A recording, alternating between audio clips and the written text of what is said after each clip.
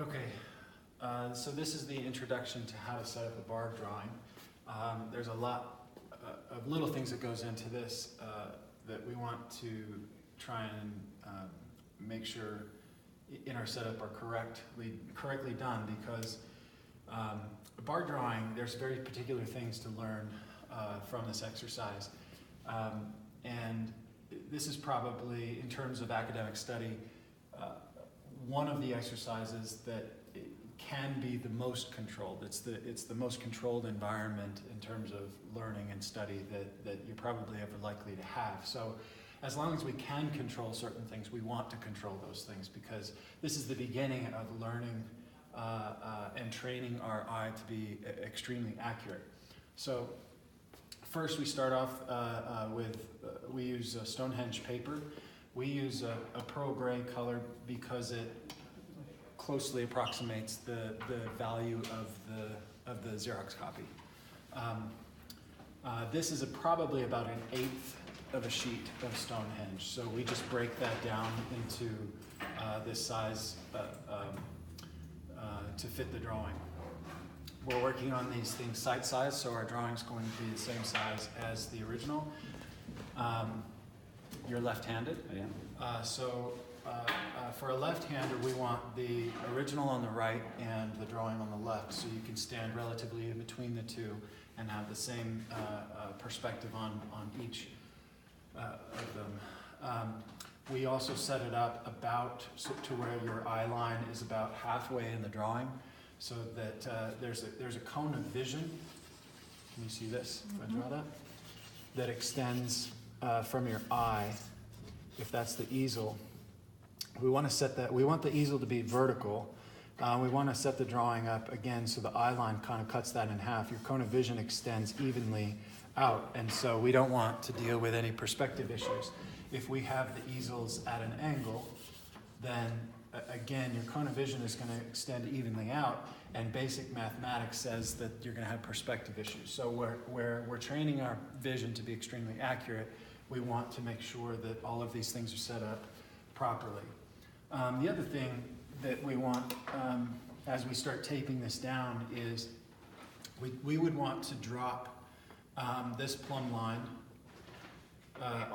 on the drawing. You can see on other drawings, there are certain drawings like this that are more horizontal, as is this one, and then there's other drawings that are more vertical, like this. On a vertical drawing, obviously the plumb line is a little bit easier to position in a central position.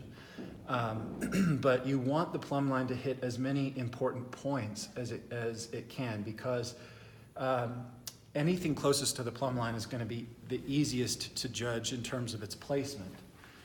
On a horizontal drawing like this, probably a central location is, in this case particularly, a little less effective than something like this. If I go through this little transition there,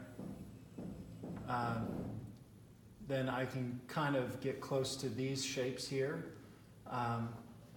If I come over here, it's about the same. It's going to come a little bit closer to these points here, a little bit closer to that point. I think that's a pretty good place to drop the plumb line in this drawing. Then I would tape this down in that position. I'm going to tape it at the top.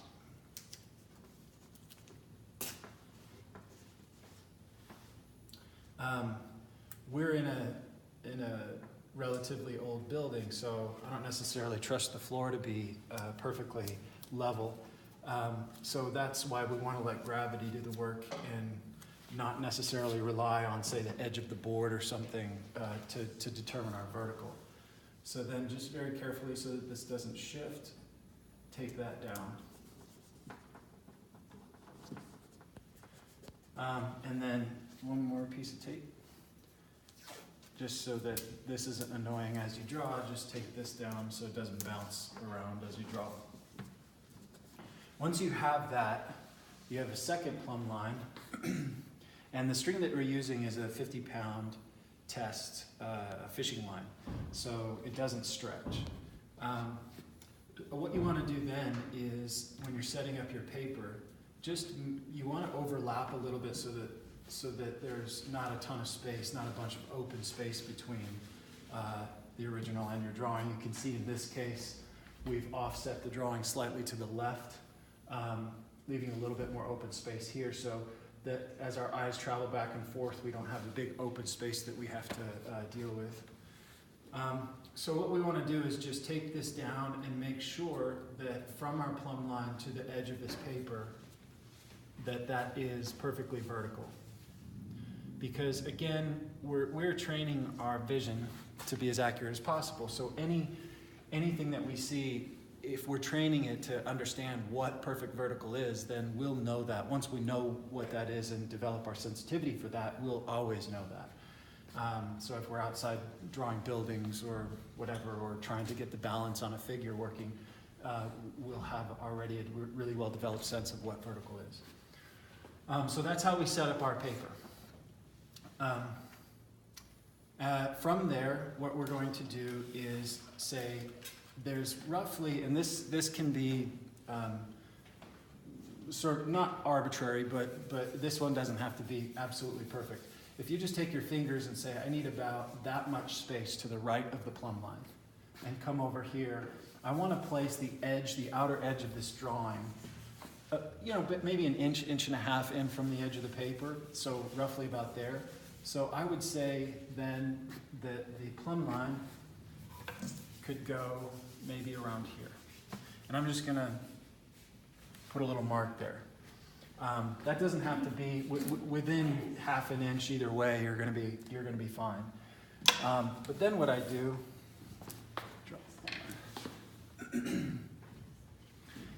is take the plumb line, or this extra measuring line, and I go from that plumb line to this, and then I'll come up here,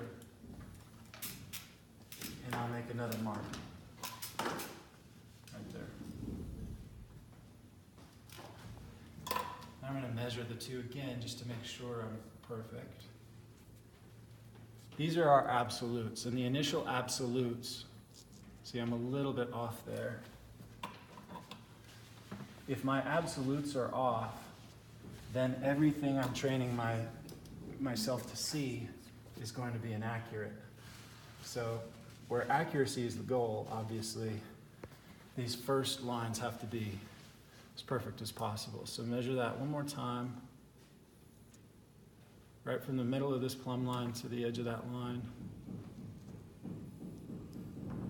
That matches up. So then I can take a ruler and draw that down. I want to be very careful about laying that just on the top of the page. It doesn't have to be that dark. I don't want to really carve it into the page because eventually I'm going to take that out at the end of the drawing. One thing I didn't mention is on the Stonehenge paper, there is a smooth side and sometimes there's a slightly fuzzy side. On some pieces of paper it's more pronounced than others, but if you can tell the difference between the two just by feeling it, you want to draw on the smooth side. It makes your job a lot easier.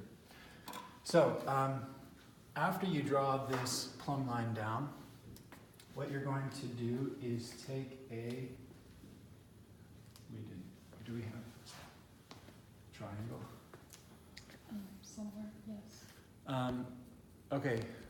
Okay, pause for a second.